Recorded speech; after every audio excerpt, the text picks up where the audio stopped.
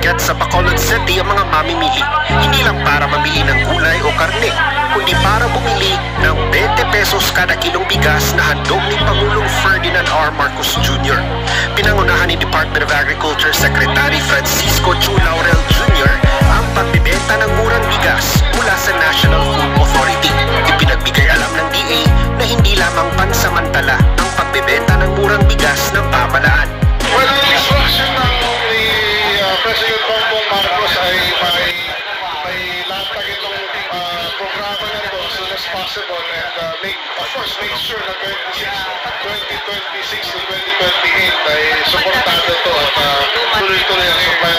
Make sure din yung quality ng bigas na nakita nyo ay maganda. Dagdag ng DA, patuloy din silang mag-iikot sa iba't ibang bahagi ng bansa para masuri at matiyak na makakabili din ang mga kababayan na kahit nasa malalayong lugar.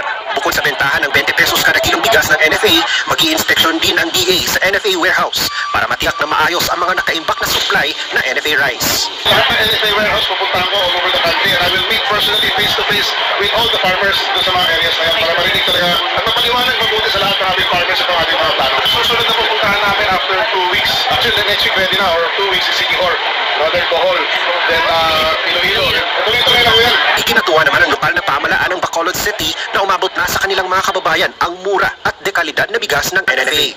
Everybody's looking forward. Isa sa atin nga ginabantayan is of course the inflation, no, that causing high prices of commodities for our constituents. And ang food sector amo ang pinakadako nga contribute sa atong inflation. So we need to make sure that it is stabilized or ginabantayan again so that it does not cause any burden sa aton nga mga constituents.